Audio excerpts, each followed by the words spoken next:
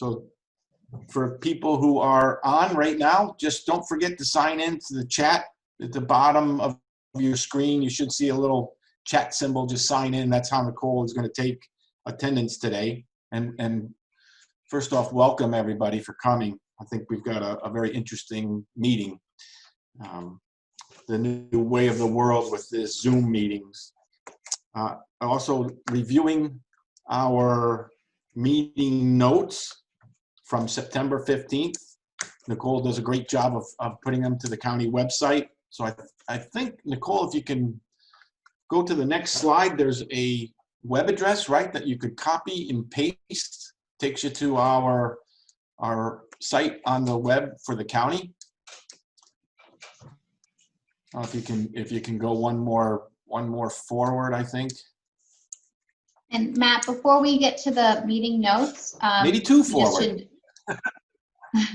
Yeah, we should just state that in adherence with New York State Open Meeting Law Executive Order 202.69 and 72, this meeting will be held virtually, and all of the content will be recorded and later uploaded to the Water Quality Coordinating Committee website. So I want everyone to be aware that they are going to be recorded, and this will be posted to our government website.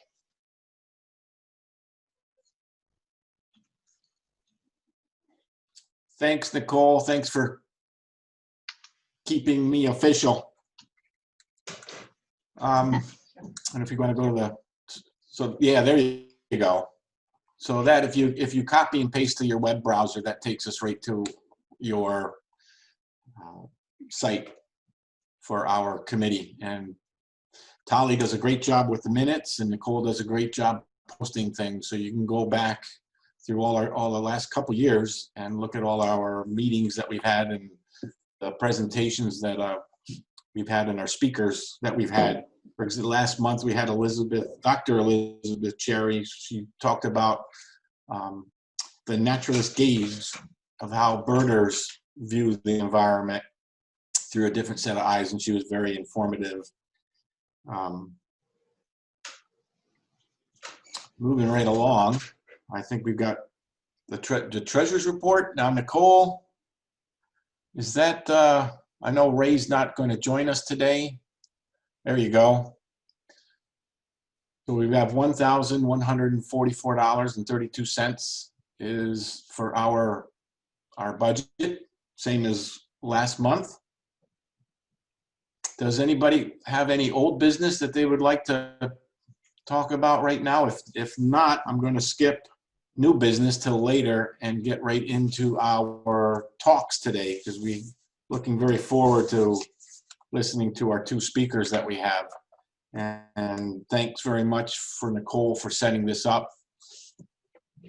Our guest speakers, Dr. Michael Finewood is an environmental social scientist with research and teaching interests in watershed governance, community development, green infrastructure, equity, and justice. Current collaborative research projects include an analysis of equity and green infrastructure incentive programs, a needs assessment for nonprofit water advocacy organizations, and the development of a watershed-based framework for studying environmental justice. He is the chair of the Department of Environmental Studies and Science at Pace University. And for fun, he likes to whitewater kayak and travel with friends and family.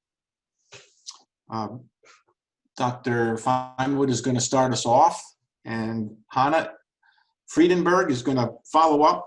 She has an MS and a planner for Hudson Valley Regional Council, focusing on drinking water source protection planning, as well as technical assistance and outreach with watershed alliances and MS4s throughout the region. Chana completed her Master of Science degree in Environmental Science at Pace University, concentrating on watershed governance, collaboration, and environmental justice. She also serves on the Rockland County Environmental Management Council, representing the town of Ramapo. So it is awesome having you two here. I'm really looking forward to what you've got to say. I'm going to sign off. I'm going to turn off my computer, not my computer, but my screen, so I can hear you a little better. And I'll jump back on as soon as you finish. And we are going to take questions after. So if you've got any questions, right, Nicole, you can raise your hand and sign in, and Nicole will read them at the end. If that's right, Nicole, Please I type think I your got that correct. questions.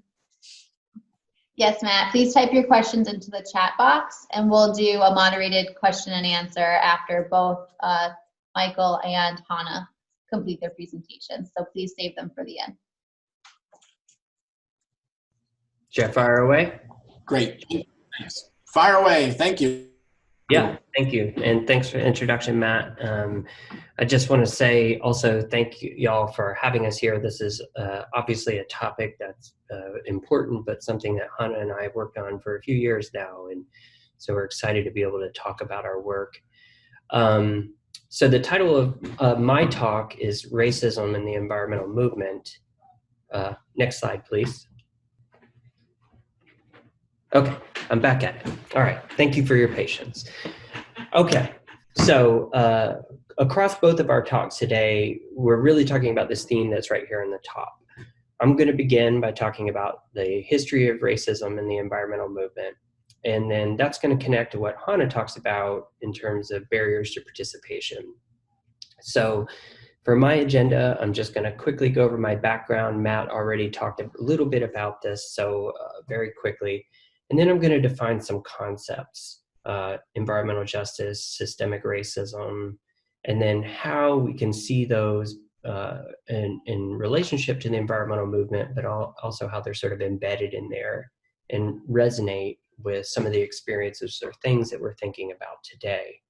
And then that connects pretty quickly to Hannah's talk. It's really going to be a bit more data-driven. Next slide, please, Nicole. Thank you. So I'm a geographer by training, and you're going to see some maps here, and that is because I'm a geographer. I really love maps. But I think a better way to think about me, or maybe a simpler way, is that I'm a social scientist who studies environmental issues. I think a lot about how we perceive environmental issues, how we make decisions about it, and how it impacts not only the non-human world, but our communities. If any of the projects that Matt described or that you see listed here interest you, or anything else really, feel free to reach out to me. But one thing I guess it's probably important for you to know is I've spent a lot of time reading. I'm not quite there yet, Nicole, thanks. I spent a lot of time reading about the history of the environmental movement and racism specifically in that movement. So that's what I'm drawing on a lot here. Okay, Nicole, next slide, please. Thank you. So I want to start with the definition of environmental justice, and then we're going to come back to this later too. But you're probably familiar with this definition right here. It's the one, if you Googled it, it would come up. This is the EPA's definition. And what you could see is really environmental justice is characterized as the fair treatment and meaningful involvement of all people. Next slide, please, Nicole. I mean, this is correct. Advance, I guess I should say. Oh, go back one. My bad. What I want you to see is that that this idea of equal access and protection is really sort of forefronted in this standard definition, that we all sort of equally should be protected and we should equally have access to environmental goods. Next slide, please, Nicole. But the fact is that we are not all equal, right? And that's really where this definition of environmental justice comes in. And this is one that I've kind of developed over time, but obviously it's built on a lot of other definitions. And it is that the likelihood that under-resourced communities will experience environmental bads or hazards, or have limited access to environmental goods relative to other communities. And I specifically use under-resourced communities here because we don't want to think of a community experiencing an environmental hazard because they are Black, right? Or because they are a minority community or an immigrant community. It is in a sense a political choice as a society that we have made to not invest in certain communities and invest in other communities. So using that idea of under-resourced is strategic. And again, I'm going to show you some examples of why. Just advance one, Nicole, please. When we think of environmental injustice, it is often with racism as a key factor. It also intersects with other issues such as classism and sexism, but we often see racism at the core. Advance one, Nicole. So that's why we should think of environmental justice, right, as something that really looks for and identifies systemic patterns over time. So this doesn't mean that if you are a white person or you know a white person who's experienced an environmental hazard or harm, it doesn't minimize that experience or say that it doesn't matter, right, or that it didn't happen. The point here of looking at justice specifically as a field is that we see patterns, and those patterns are often borne out by poor communities of color. Next slide, please, Nicole. Thank you. So what are some of the causes of this? I mean, obviously there are explicit causes such as racism, right? And we characterize these decisions around environmental racism because they disproportionately impact communities of color and indigenous communities. So you might think of the deliberate siting of a toxic waste dump next to a community, right? That's an explicit choice. Or in more rural areas, you might think of the extraction of wealth without compensation. So where you see like resource extraction and then all the environmental harms are left behind, but the wealth leaves the community. When communities push back against these things that they're experiencing, they might experience harassment or even terrorism. And as I said before, these communities are often continually underinvested, right? Next slide, please, Nicole. But the stuff I really want us to focus on here is the implicit causes, or what we might think of as systemic or institutional racism, and I'll kind of use those words interchangeably. And this is really the stuff that's baked into the cake, right? The kind of racism that may have been decisions some time ago, but today have these real impacts. And so we could define that as the historic and systematic distribution of resources, power, opportunity to white communities at the exclusion of communities of color. So you might think about that from resources to government programs, or that the types of jobs that people can get, and only the most dangerous or precarious are available to poor communities of color. We also see things like limited access to healthcare or food or housing. And all of this leads to things like loss of generational wealth, as well as generational trauma. In other words, sort of that trauma that transfers from generation to generation. Next slide, please, Nicole. Thank you.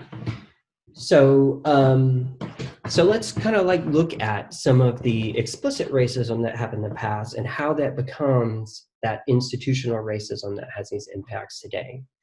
And I think we have to start with this idea, and it's harsh, but it is true, right? That our environmental movement is grounded in exclusion, racism, misogyny, and classism.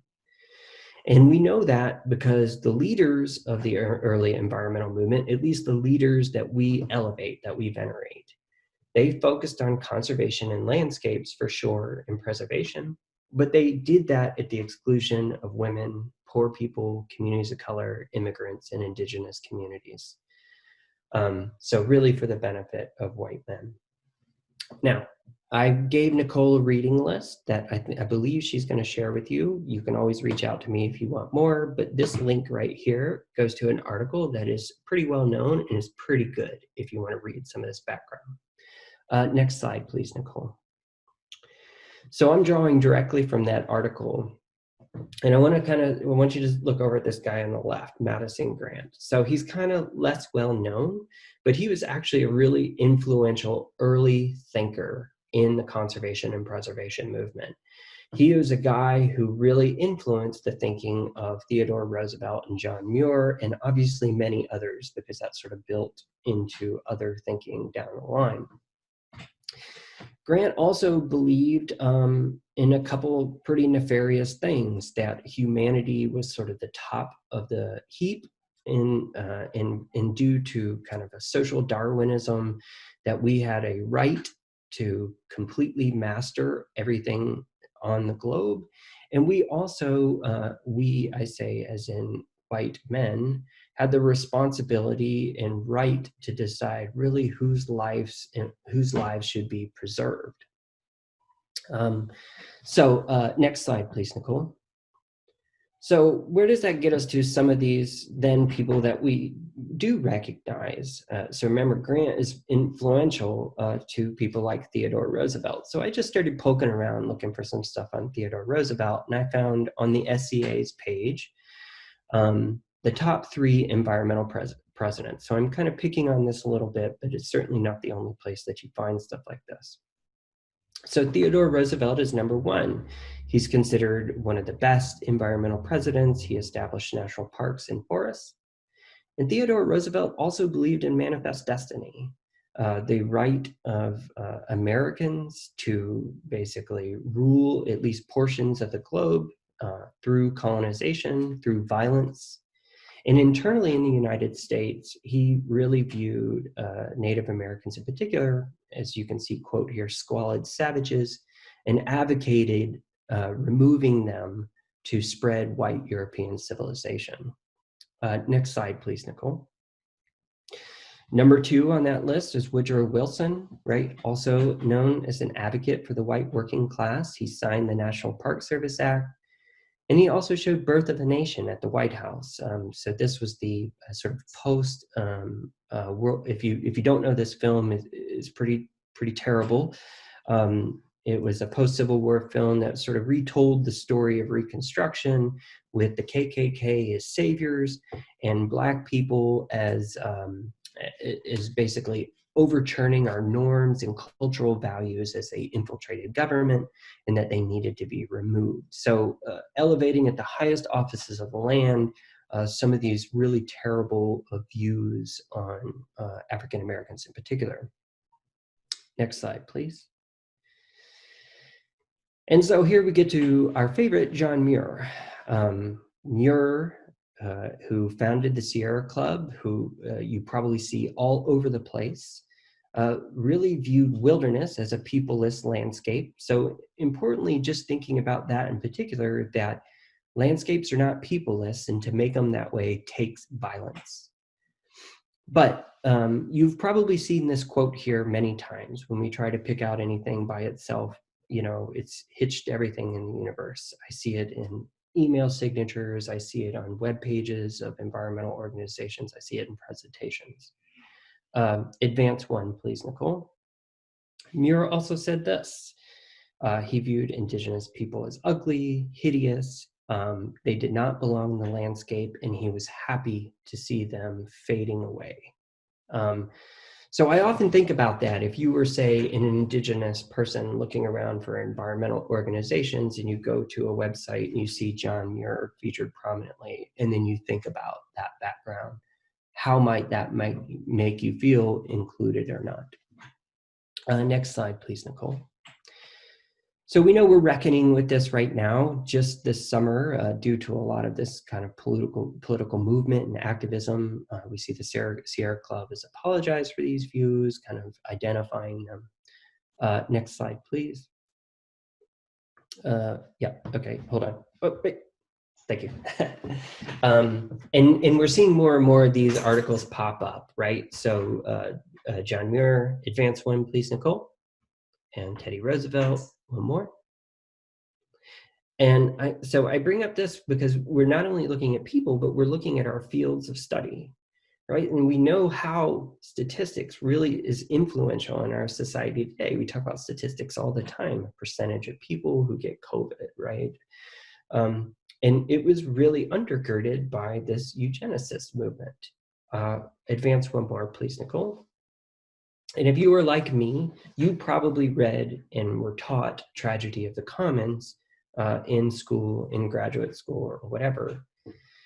So it turns out that the Tragedy of Commons is not only wrong, it was sort of disproven by later research from people like Eleanor Ostrom, but that Garrett Hardin, who wrote tragedy of the commons was a eugenicist, and if you read some of his other writings, it's really at the core of his thinking.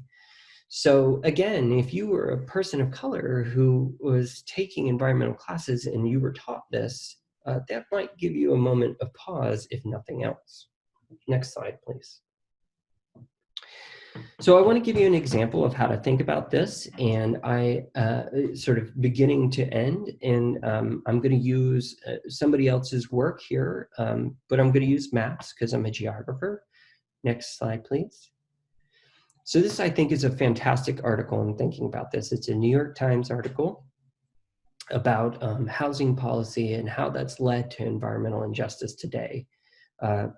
I'm pretty sure I put this on that reading list, but if not, you can just Google it and it comes right up. Next slide, please. So what they did is they looked at kind of some maps of Richmond, Virginia, and they looked at redlined areas. And if you're not familiar with redlining, next slide, please, Nicole. It was this 1930s era program to help boost housing markets. And what happened is auditors would basically go into cities or, walk around neighborhoods, and they would evaluate those neighborhoods in terms of their desirability, like how good they were to how bad they were. So green and blue being good, yellow and red being bad. And what we see when we start analyzing those maps is that areas that were Black neighborhoods were automatically yellow or red, and no matter what the income level or what was going on in those neighborhoods. Next slide, please. And you could see that even areas might be graded as yellow or declining if Black families move through the neighborhood, say walk through it to go to work or go to a park. And by contrast, white neighborhoods were described as respectable. And what this all amounted to, right, was where banks banks and insurance companies were willing to invest. So if you were in if you were in blue or green areas, you could get mortgages, you could get home improvement loans, you could get insurance. If you were in red areas, you were denied those resources. Okay, so what does that mean? Next slide, please. If we fast forward today and we, again, overlap those redlined areas, we start to see that those neighborhoods also end up being the hottest parts of a city. And this is consistent across cities, right? That we could see areas that were redlined experiencing environmental hazards. Next slide, please. So why is that? If you work in this field, especially you planners out there, you know that more paved surfaces, more impervious surfaces tends to absorb heat, hold heat, and make those areas hot. Next slide, please. Compared to the areas that were marked in blue, which have more green space, more trees, and are cooler on average than the rest of cities.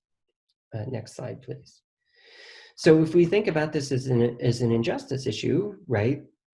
Historic underinvestment in those communities, ongoing systematic racism in housing forces poor people, communities of color into those neighborhoods. They are unable to invest in those neighborhoods. They're unable to even buy homes to transfer intergenerational wealth. And then we get to hot summers where heat waves happen, and those communities are more likely to experience those environmental hazards. So those are sort of racist decisions, right, that become systematic. We forget about the decisions and they just become part of how things are, right? Next slide, please. Next slide, please. And I don't want you to think that this is just a Southern thing or a random urban thing. This is all over. So you can go to this map here and see, if you look up in our region, quite a bit of this redlining practice with these sort of long-standing practices as a result. Next slide, please. And so, like I was saying, it's like we have this history and we've sort of forgot about those decision making, and we're just left with this impact today. So what does it mean to not examine those histories and think about how they play out? And I really think this example is emblematic of that. So you may recall that our current but outgoing president visited Mount Rushmore. And this sort of raised all these issues. And the way I like to describe this, if you were in one of my classes, for example, I would say, imagine that you and your family community lived somewhere for 1,000 years, and up on the hill you would build a church. And then one day, a group of people from another community violently took over your community and went up to your church and painted all the faces of their leaders on the side of it. Now, fast forward 100 years from now, and people are coming to celebrate those leaders, and you complain about it, and everybody tells you, it's no big deal, it happened in the past, don't worry about it, right? I find it hard to believe that at least I would not still be upset about something like that.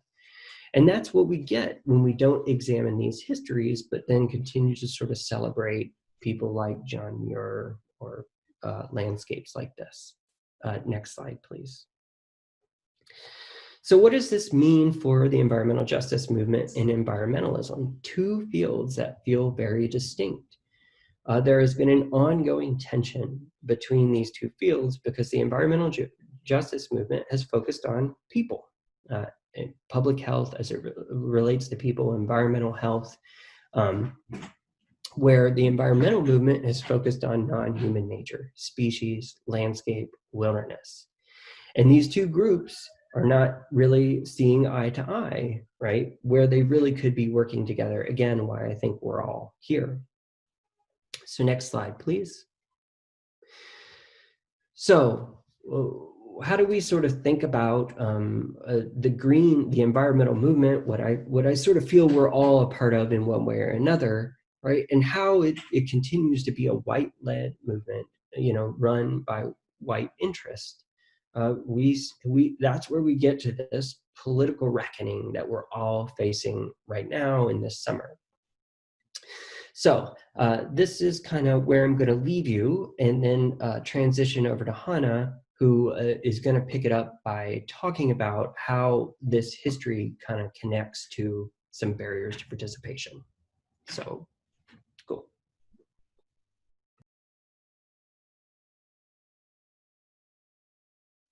Okay, thank you. I'm going to pick up where Michael just left off by talking about invisible barriers, the importance of diversity in environmental decision making, which is a research project that Dr. Finewood conducted along with myself and our colleague Lorraine Guivarez.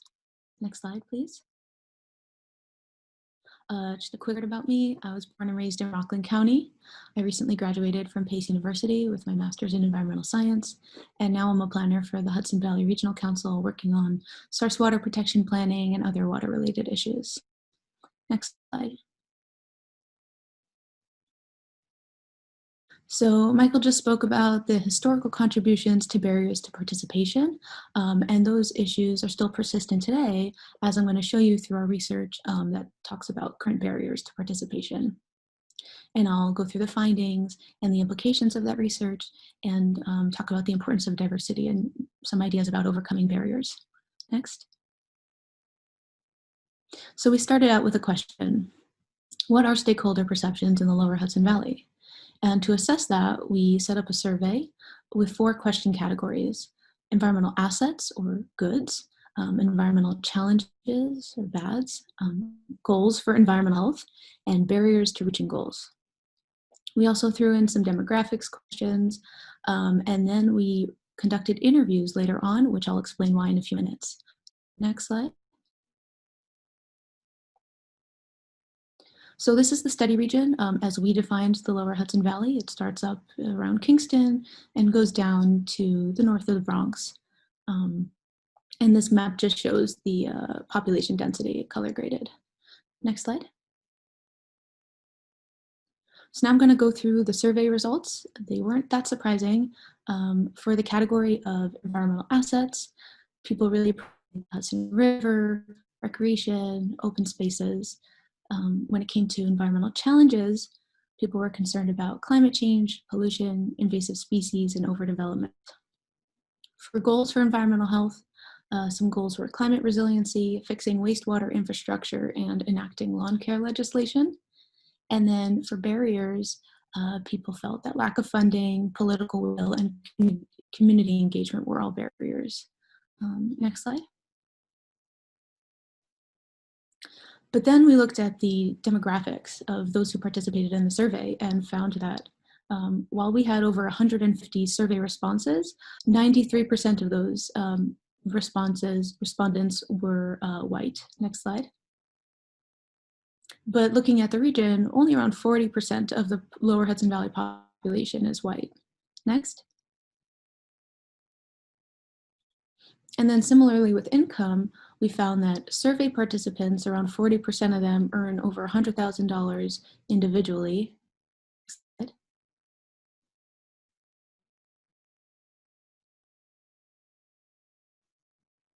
Next slide, please. Okay, but within the region, only around 32% of lower Hudson Valley residents earn $100,000 or more as a household. Next, please. So there are underrepresented groups from those who took the survey and based on available demographics, and we wanted to know why. And also, do some of those people from underrepresented groups have different perceptions than those we had heard from? So we conducted interviews to find out. Next slide. Interviews, and this is the breakdown of those participants by race. As you can see, we were trying to get some more diversity to get different perspectives. Next slide. So now I'm going to go through the interview results and compare them with the survey results so you can see the similarities and differences. When it came to environmental assets, they were very similar to the survey results. People, again, were really appreciative of the Hudson River, recreation, open spaces. And then environmental challenges, both survey and interview participants talked about overdevelopment, but interview participants also talked about their personal experiences with things like PFAS, lead, air pollution, and pesticides. Next. For goals for environmental health, there was some overlap about funding and education and outreach, but interview participants also mentioned fairness, trust, and representation. And for the fourth question category, barriers to reaching goals, both survey and interview participants talked about lack of funding, political will, and enforcement, but only interview participants talked about barriers to participation. Next. So these barriers to participation weren't present in the survey responses, and that's important because we see these systemic patterns throughout the interviews. And we group them into 4 themes: class, systemic racism, interpersonal racism, and lack of representation. And we learned that race and class can impact one's ability and willingness to learn about and participate in environmental decision-making. Next slide. So I'm going to go through these 4 themes now in more detail, and I'm going to show you some quotes from the interviews to really feel the weight of their words.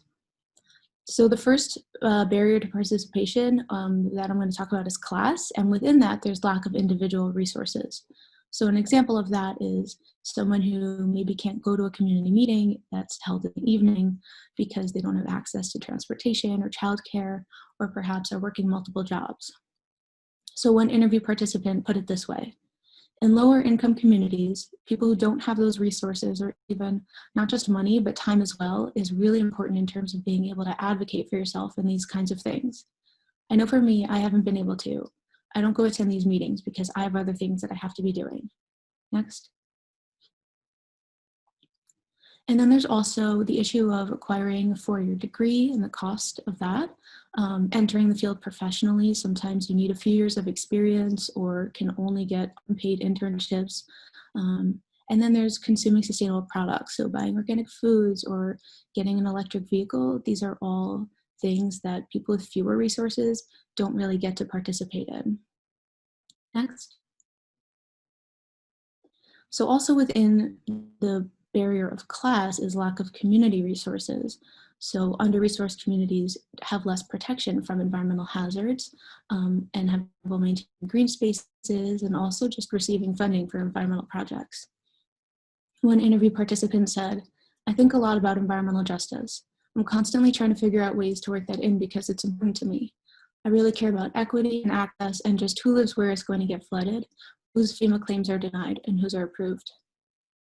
So people from these low-income communities can feel like their health and safety matter less. Next. Then there's also this lack of trust and inclusion with the scientific community. So researchers come into a community, sometimes environmental justice communities, and they're doing research and not necessarily sharing their findings. And then on top of that, scientific papers that they're writing about it are written in really complex languages that's hard to understand. So these communities are unaware and not engaged, not because they don't want to be, but because they don't have that access to the information. One interview participant said, "Researchers are coming into a community that they're not a part of, coming in and doing work and not giving that information to the people that are there, and they're being left in the dark." Next.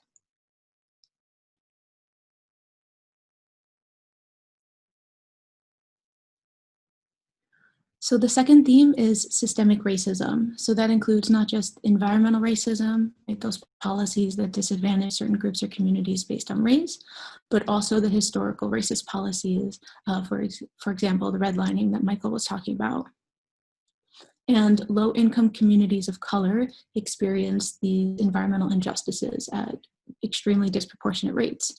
And so simply acknowledging the issue was something that interview participants felt was really important. And understanding that this problem is happening right now. There's a continuation of it.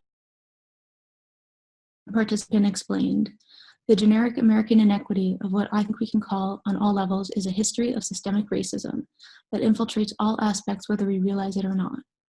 Environmental racism is something I wish we would call the term, but we call it environmental justice so we don't hurt people's feelings.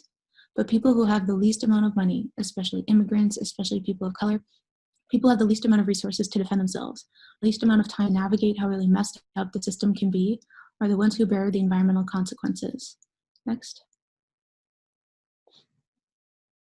And so these low-income communities of color that are experiencing disproportionate rates to exposure of environmental hazards are also experiencing disproportionate rates of illnesses because of that.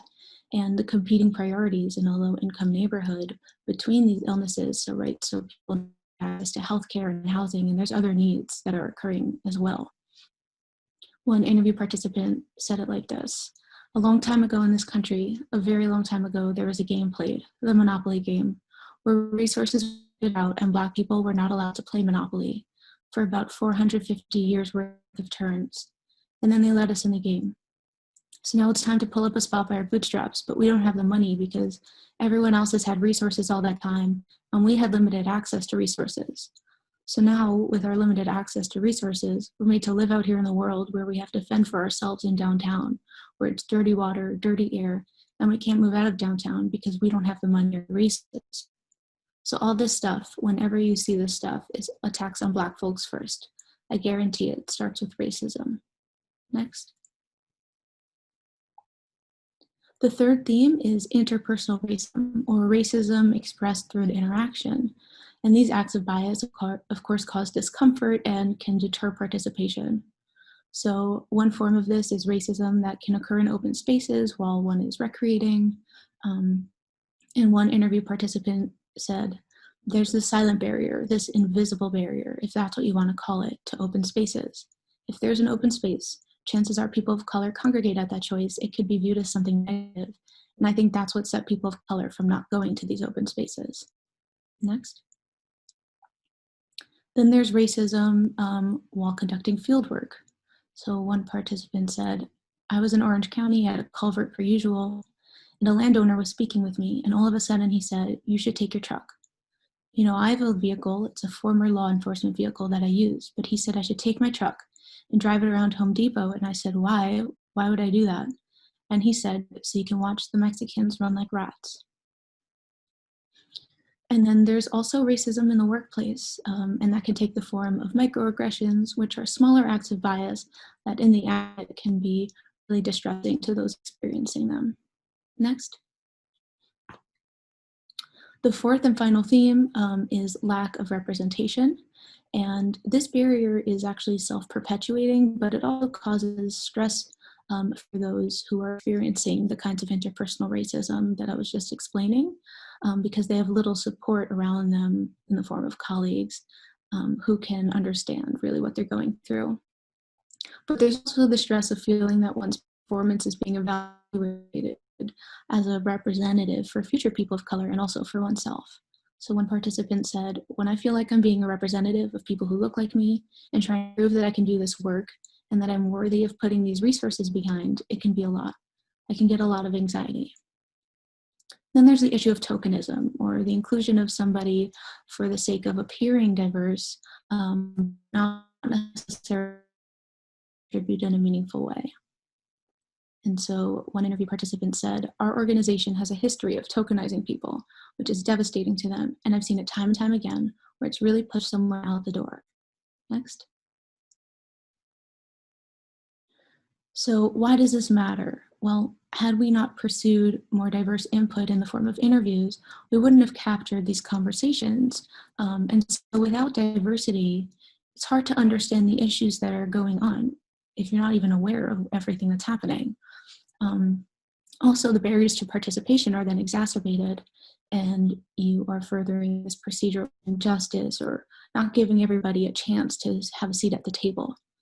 And then there's also the fact that diversity is good for everybody, even the people who are already included, because with diversity, you get diversity of thought, and that helps with improved decision-making and improved problem solving. So this is something that's good for everybody. Next. Well, how do we overcome the barriers? That wasn't part of this research, but just a few initial ideas. So externally, we can engage diverse stakeholders. So just try to increase participation as a whole is always a good thing. And then internally, doing some reflection on the interpersonal racism that occurs around us, and also how systemic racism can play a role in wherever you are in your organization or your group. And then improving diversity just helps create trust, equity, and knowledge. And that's the goal, and also a healthier environment. Next. That's the end.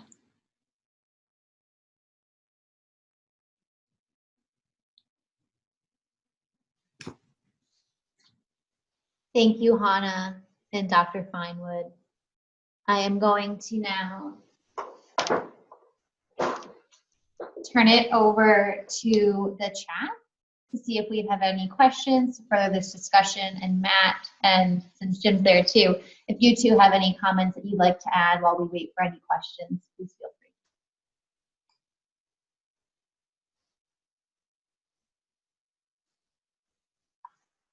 free. Yeah, hey, Nicole. I'm turned off my video, so just because everything seems a little choppy. But one of the things, Hannah, that you said, I was wondering, what is a PFAS? What was that, or what does it mean? Oh, sure. It's an acronym for a chemical that's used in like Teflon, nonstick things, and also fire retardants. And it got into the water actually in Newburgh, but it's also in other places. And these chemicals don't go away, and they're linked to certain illnesses in our bodies that come from drinking water that it is in.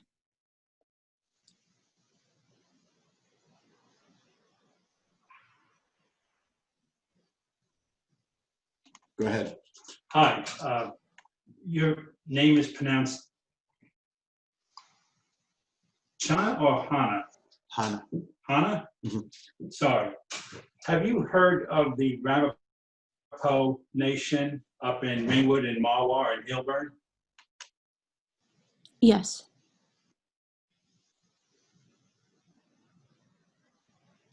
Paint sludge problem? Sorry, I had a little trouble hearing that question.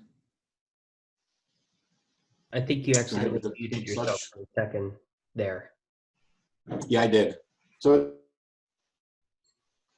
the question was, are you familiar with the paint sludge issues that are up there?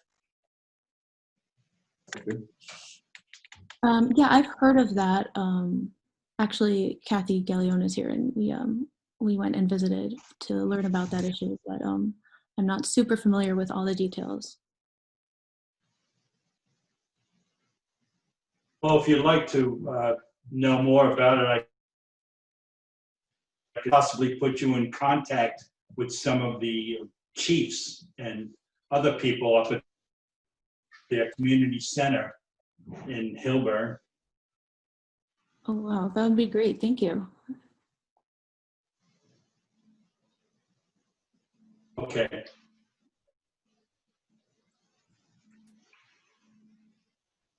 Thank you, Jim.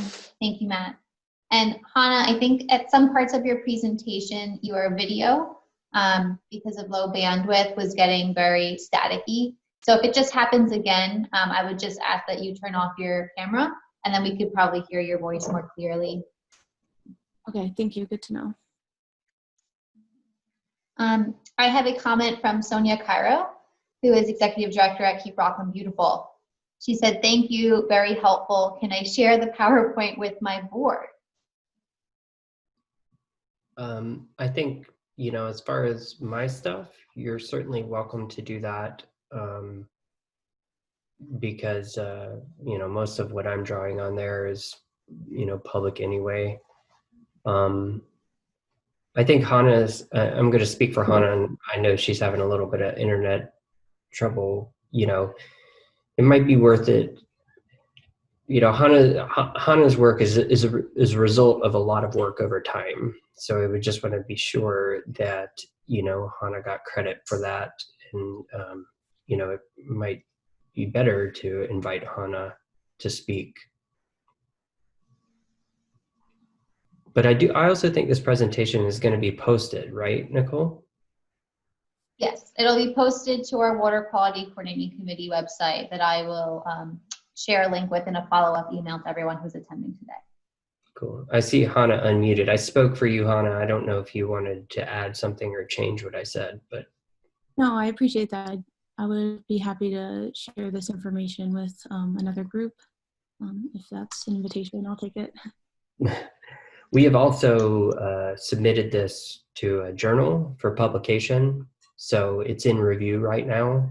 And that could be another way that we could share the resources. We're just sort of in a, you know, from an academic point of view, you know, we're in a sort of critical moment where we're trying to kind of get some of these results out into the public sphere, and you know, just want to be careful with that is all.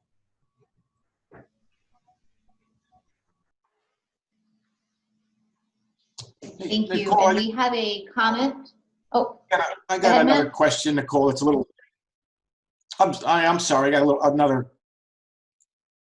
issue or question, rather, see what the speakers think of this. A little too much to type.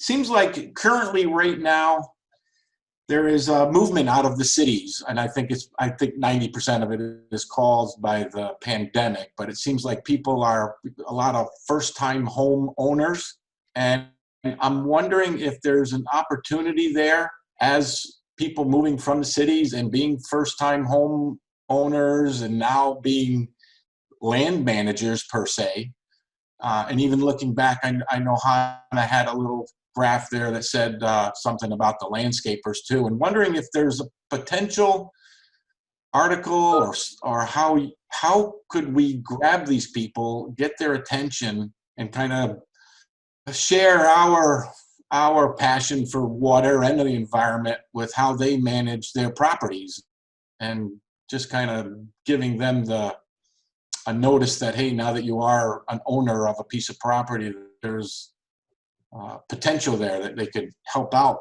So what are your thoughts on that, Hannah and Dr. Hannah, you want me to give that a shot, or do you want to go? Go for it. Okay, Matt. So I'm going to kind of pin you to this a little bit, this question. And And so while, yes, on the one hand, of course, we should be engaging with new homeowners and people who are going to be land managers. But I think if we're going to sort of ground, a goal like that, right, in the context of this conversation, we should also be kind of asking, who has this opportunity to move out of the cities and who doesn't? Who's buying the new houses and who isn't? Now, just on a little bit of a stroke of luck, my wife and I bought this house, from, the bank bought it, but in the spring, kind of right before all this COVID stuff happened. So we got kind of lucky, right? We sort of skirted in before the housing market really blew up and, increased the value of all these houses. We live in Austin, and, as we walk around the neighborhood, we're seeing new people moving in, and a lot of them are coming from the city. And, it strikes me to think, well, who has the resources to, in the middle of a pandemic, pull the trigger on that kind of decision? And then what are the implications then for the people who remain in the cities? So if we're just talking about this in terms of COVID, right, we see this, higher exposure rate in urban areas, in low income communities of color, right? And so the ability to leave kind of ties a bit to that quote that Hannah pointed out earlier, right? Like that there are people who are sort of stuck in those places. So the question is an environmental movement, right? Do we want to focus on the new homeowners? Do we want to focus on the communities that are left behind? Do we want to find some combination of both of those, see them as part of the same bigger picture? So I think your question, Matt, is a great question, and one that I think is really good for evaluating the stuff we're talking about here. And it might end up that you reframe that question, right? Or you sort of reframe the goal that comes out of a discussion from that question. And I would think if you were an environmental justice person, like me, right, who studies this stuff, you might focus your attention in a different spot. Now, this is not meant to make you feel bad or anything like that. I just want to be clear, right? This is, we're all doing this. We're all thinking about the work that we do, how we sort of process, how we focus our ideas, right? And that, I think, that's why I think Hannah's work is so compelling, because, Hannah and I are well-meaning people, right? We wanted to learn something, and we realized without intention that we had actually created a gap in our methods, right, that excluded people. And that took some real reflection to figure out. That was a process. So that's what I'm saying, Matt. I think your question is a good question. It's worthy of some analysis, but it's also worthy of really digging into what kind of biases or systemic racism might be embedded in that, even if that was unintentional on anybody who asks a question like that. Does that help, Matt?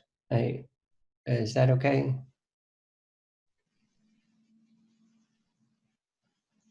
I'm just going to take your silence. Well, sure, it's fine. I don't know whether,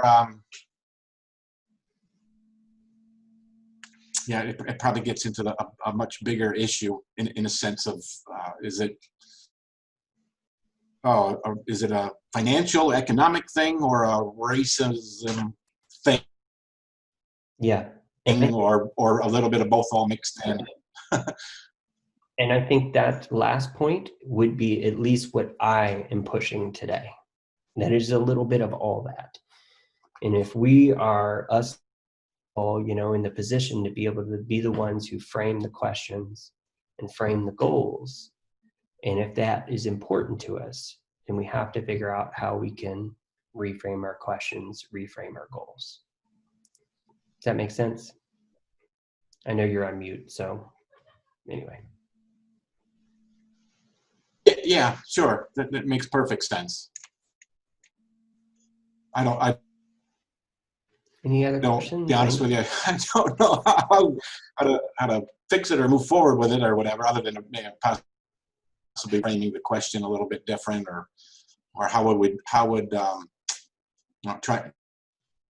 trying to get the message out to the different types of individuals that we would want to get the message out to, I guess it would require different avenues also. You know, there's certain, I'm sure there's people that are going to get news from TV as opposed to the newspapers, as opposed to the internet. So I guess, and trying to get answers or trying to get the message across, you'd probably have to go through or try to get into all those different ways just to get your message out there. Right. And I think you nailed it, Matt, by saying this is a big issue, right? So it's not, you know, you're not going to come to a talk like Hannah, not just you, Matt, but everybody. You're not going to hear a talk like that Hannah and I give and be like, okay, problem solved, right? This is like a multiple step process of kind of trying to figure out what we're doing and how we set goals and how we can be more inclusive. You know, if that's important to us, you know, you abstractly, one may decide that it's not important, but the argument Hannah and I are making is that it is. But certainly, Matt, I sympathize with you in the sense that this is an overwhelming idea and problem, and it's hard to be reflective of our own organizations and think about, you know, some of those troubling origins. You know, especially when, you know, like I said, you know, Hannah and I, we consider ourselves well-meaning people, thoughtful people, right? But we still benefit from systems of exclusion and in some ways exacerbate them. So we want to fix that. Thank you. We have a question from Simon Gruber, who I'm going to unmute so he can ask directly to the presenters. Just one moment.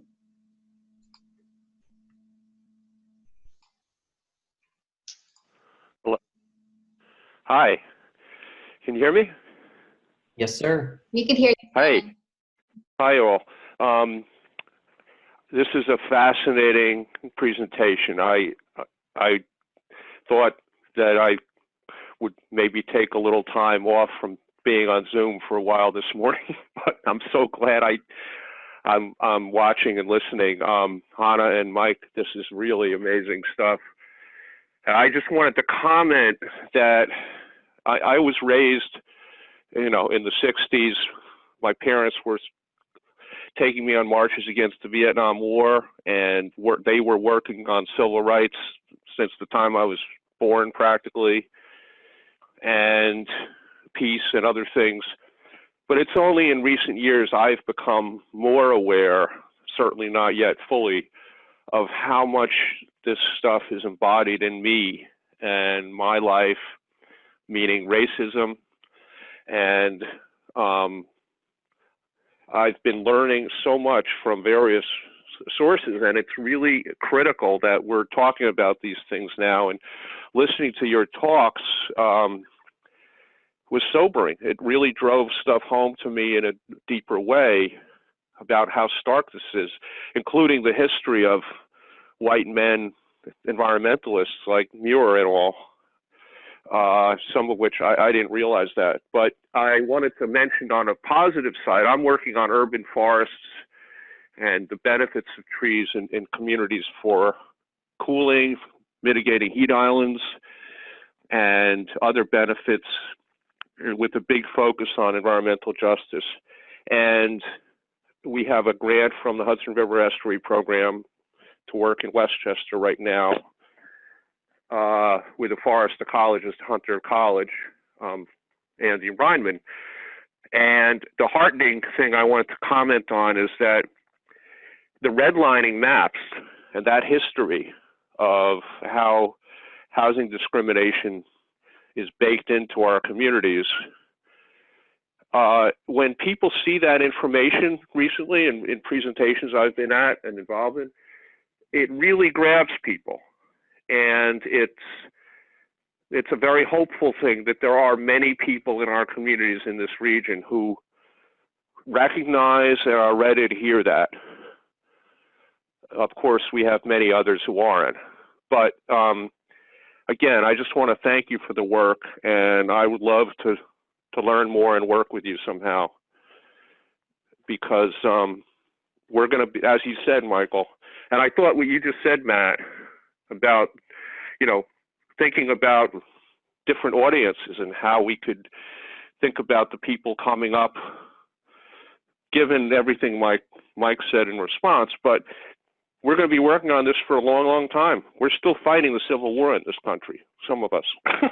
So that's my comment. Thanks. Good to hear from you, Simon. Thank you, Simon. Moving on to a question from Emily Vale. What role do you think a water quality coordinating committee can play in moving forward, given these issues, or other water focus groups? And do you have any recommendations that you can share?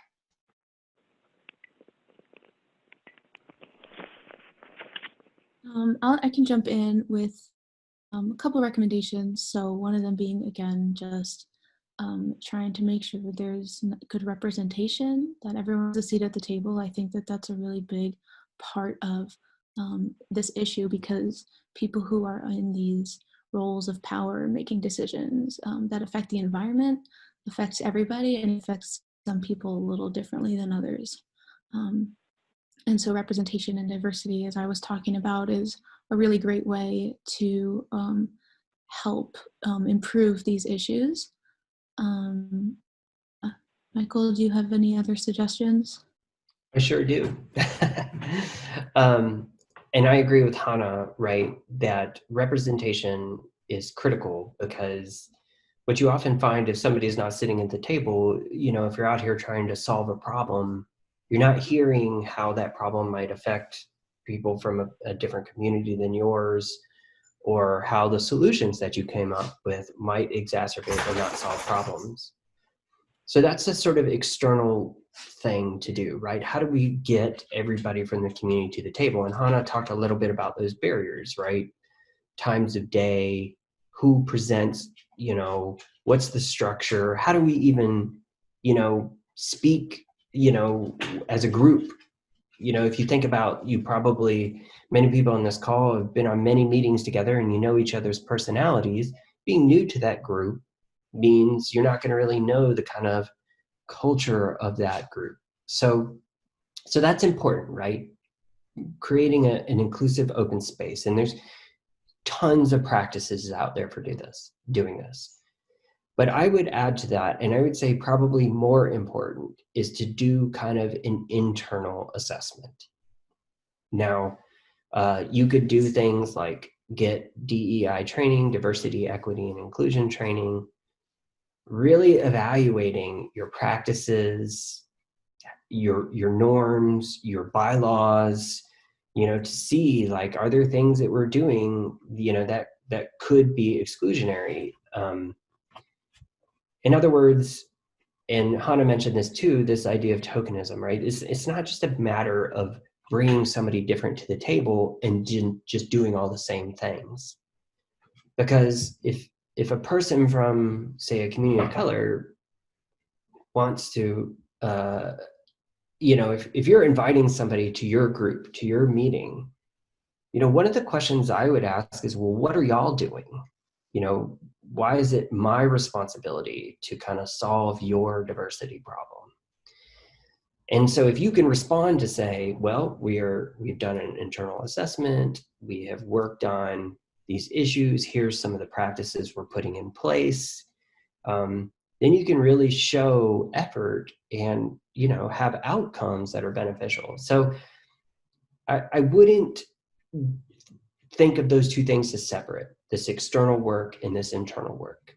I would see those things as very important, integral, right, of doing this self-evaluation, reviewing your own history and your own practices, and then starting to work at sort of a more diverse outreach and engagement and an inclusive program.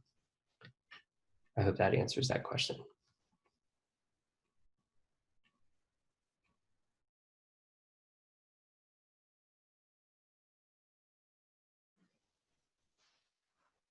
Emily says thank you, Michael. I see it. Great. I had a question for both of the guest speakers, and I wanted to start off with thank you both for presenting. And I know for a lot of people, I am the point of contact when it comes to the DEC flood studies, especially for Rockland County. So there was an announcement that they are working on 4 of the watersheds. That includes the Mawa, the Hackensack, Spark Hill, and Minnesiongo. And so following up to Emily's question, that is going to be a series of virtual sessions where we're going to have government employees attending and engineers attending, as well as community members from local watershed groups. So I guess this is a more specific context, but what are any recommendations and guidance into how to make those maybe 1 to 2 series of watershed virtual sessions as successful as possible and as inclusive as possible to represent the communities in which the watersheds lie? Hannah, you want me to take a stab at this? Sure, yeah. So again, I mean, I know Nicole, so I'm sort of speaking directly to her, but also trying to speak to everybody. And so I just want to emphasize, right? Like, you know, let's assume that we're all doing we're well-meaning, right? So we're not looking for good guys and bad guys here, right? We're sort of thinking about the systems. So one thing I would encourage you to do, Nicole, all of y'all to do, is you're sort of thinking about I mean, obviously we're sort of in this particular Zoom context, but it actually gives a pretty good example, right? Are your outreach meetings on Zoom? What does that require? A device to get online, internet access, right? That's a barrier. We know that's a barrier. We've heard all about it with schools right now. Now, if you can't overcome that particular barrier right now, I mean, this isn't meant for you to throw your hands up and say, oh, what are we going to do, right? But it's to start to see that, like, these could be barriers, even if unintentionally. So one of the things that any process like this should do in terms of thinking about environmental justice is really not do things the way you've been doing them. That's an easy thing to say, but a hard thing to put in practice. There are tons and tons of resources out there how to have more inclusive approaches. And again, we have some sort of barriers here that have to do with this COVID stuff that I don't know, and everybody's learning on the fly at this, so I don't really know. But to be more specific, right? I mean, you're doing a flood study, right? So, okay, you're sort of hemmed in, you know, by the goals of what you're doing. But, you know, there's really, I think, having sort of community buy-in means everybody feels not only like they're at the table, but that their values and their voices are heard, right? So it's about coming up with consensus on what our goals are. And that may mean, Nicole, y'all adjust your goals a little bit, and other people adjust their goals a little bit to sort of rethink, you know, this issue that you're focusing on. Now, I'm going to give you an example because I think it's a good one. And so I used to do a lot of green infrastructure work in Pittsburgh, and I have sat in many of those meetings like you were describing, Nicole, doing you know, hydrological assessments of urban areas with lots of engineers and planners in the room, asking these exact same questions. How do we get people at the table? But we also did some research similar to what Hannah and I did. We went into some of these communities and we asked, you know, about green infrastructure. And there was one interview that I think was really important. It was a community leader in an African-American community. And if you know anything about Pittsburgh, it is still one of the most segregated cities in the country, with some of the poorest communities of color. So it's not, you know, it's not an anomaly over there, right? I mean, people realize this is an issue. And we're talking to this woman and we're saying, you know, we'd really love to get some green infrastructure in this site and this site here, because, you know, when you look at the flood map, you know, these are really the sort of high, you know, where lots of water is flowing. It'd be great. And the way we sold it was to say, you're going to get all this green space and it's going to be really great in your community and it's going to be good for water quality. And it was very poignant how this woman responded. And she looked at this and she was like, I don't care about that. And nobody in this neighborhood cares about that. All we see is another white person coming into our neighborhood, telling us what we need and what's valuable for us, when we really know it's important to you.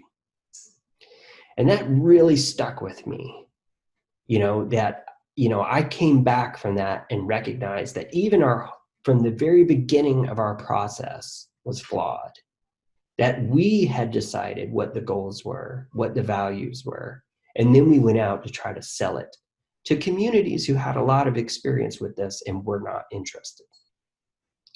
A way to retool that would have been to say, what is important for you in this community?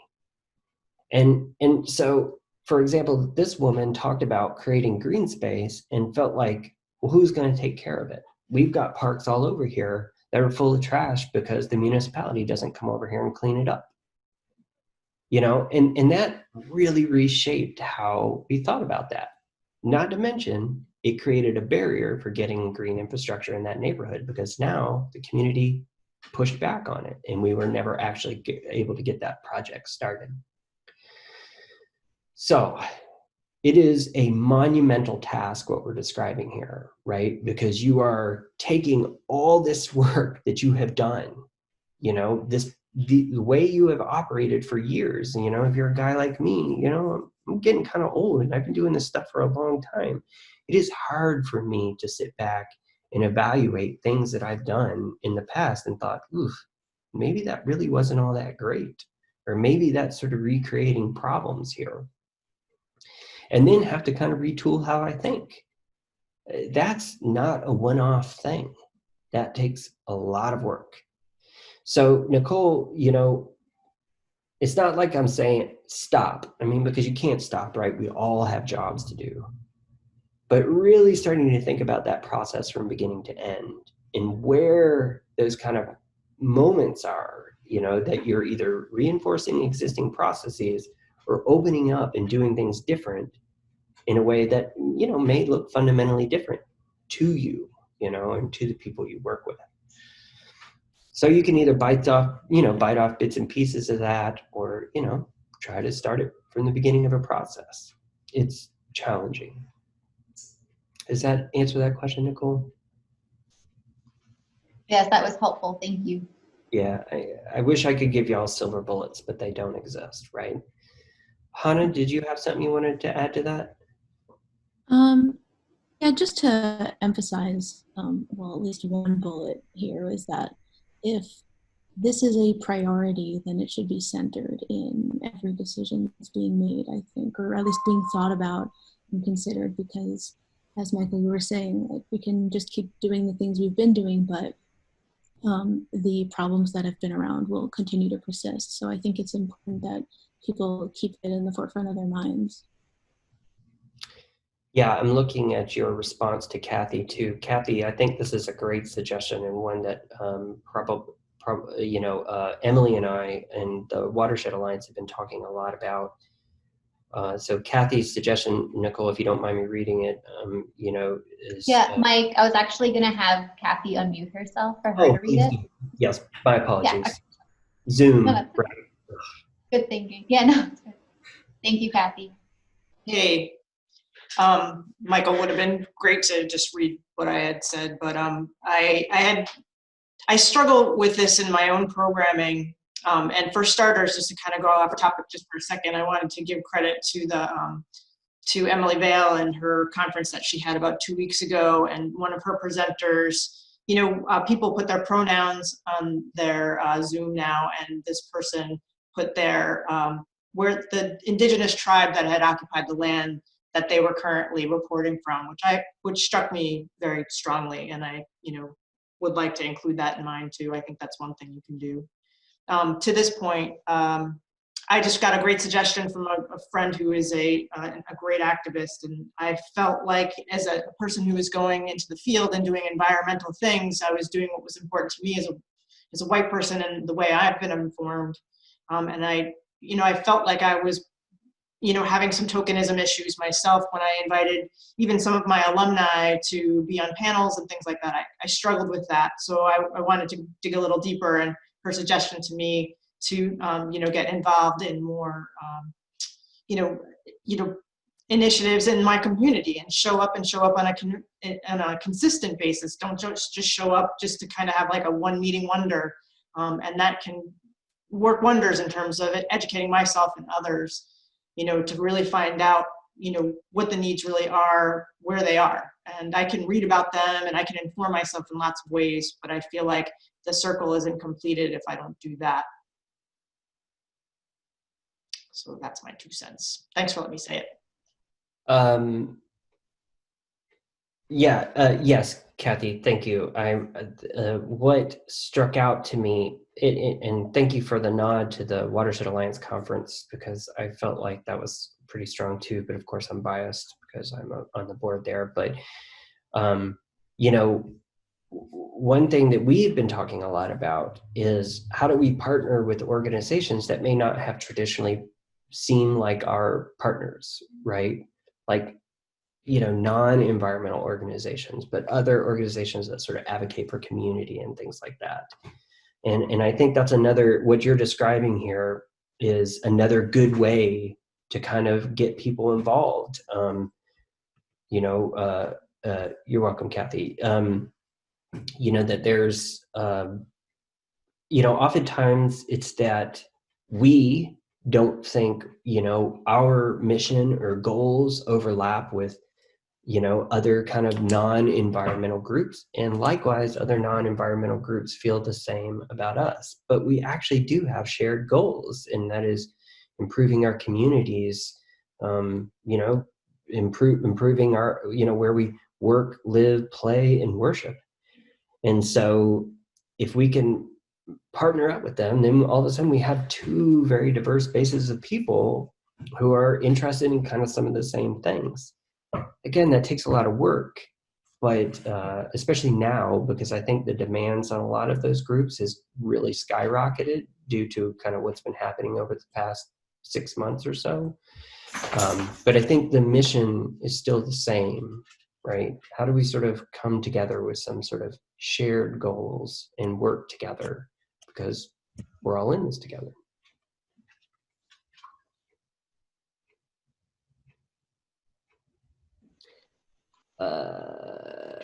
Thank you. Michael, I just wanted to, and Kathy, I just want to read aloud what you commented so that it's in the recording and not just lost in the chat. So Kathy earlier suggested or made a comment, a good suggestion I have received, get involved on a consistent basis in diverse issues like the NAACP, Project Pharaoh, the Immigration Coalition, etc. Don't just invite folks to show up to your forum to be inclusive, show up for theirs. Equality and reciprocity matter, education about wider issues matter.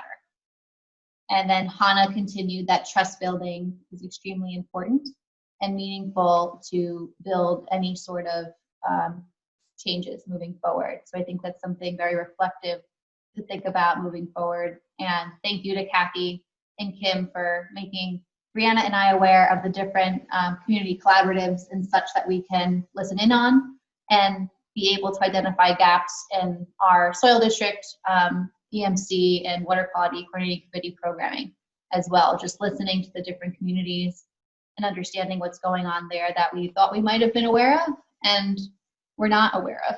So it's there's these little things that are very important, and thank you for sharing them.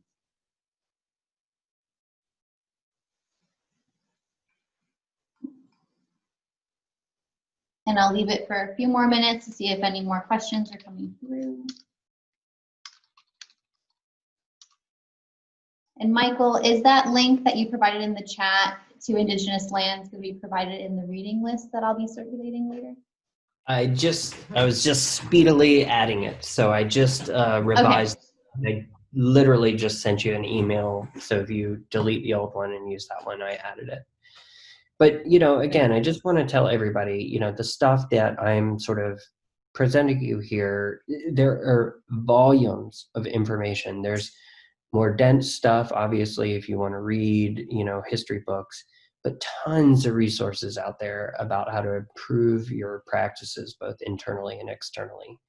So I think just, a concerted effort to look for that stuff as you sort of think about moving forward is really a strong start.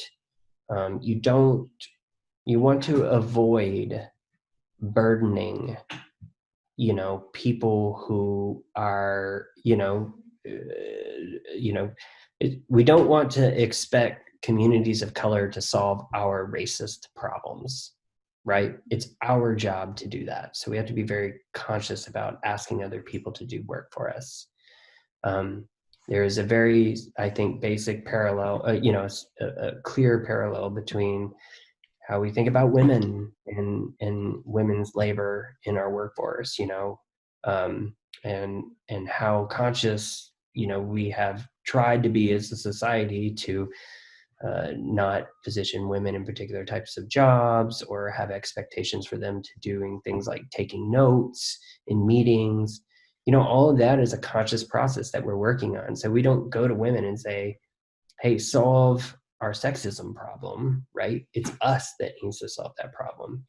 And it's the same thing when we think about these other challenges as well. Thank you, Michael. I'm also wondering if Emily Vale, if you would be willing to just share your note in the chat about some upcoming opportunities for educational learning as well.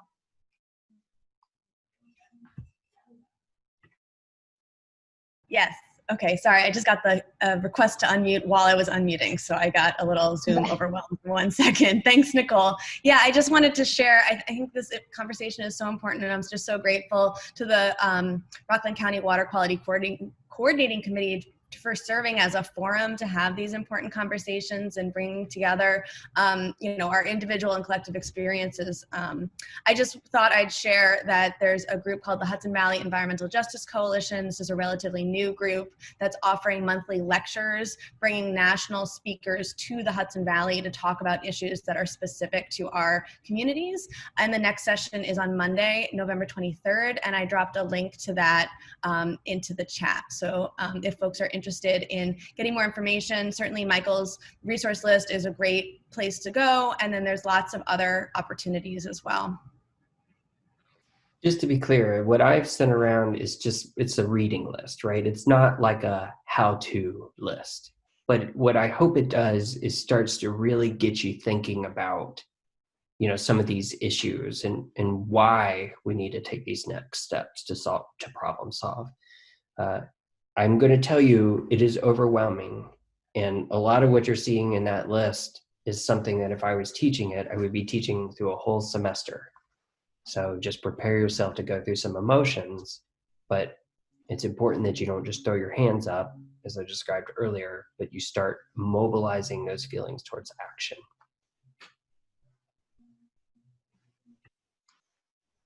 Thank you, Michael, and thank you, Emily.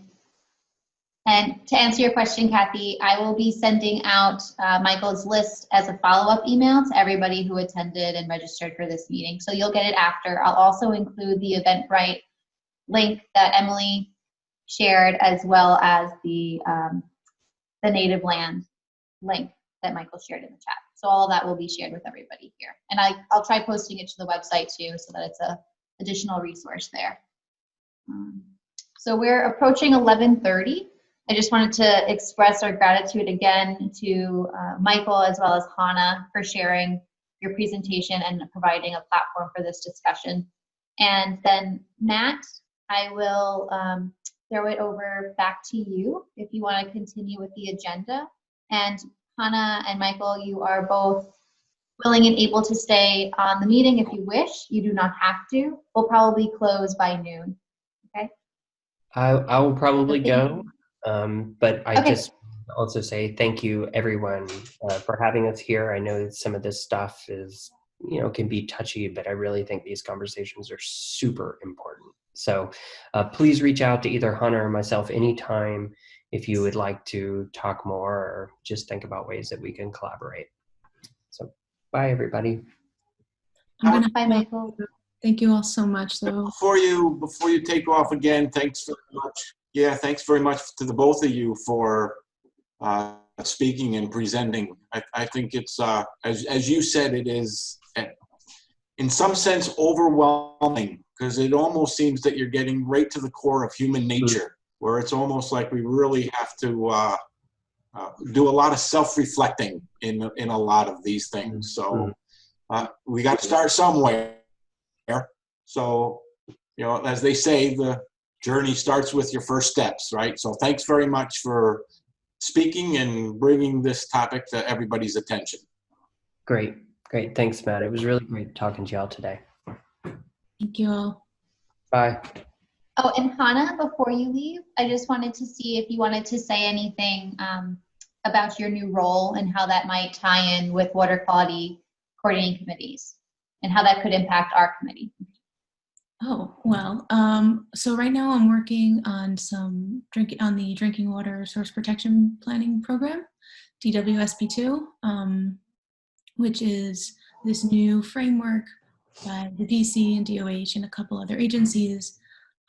So that's mainly what I'm focusing on, but I'm also hoping to get more involved with WQCCs around the region, including Rockland, of course, and probably helping out, setting goals and just like moving things along, increasing capacity. That's how I envision my role will be, but to be determined. I'll be in touch about that. Thank you, Hannah.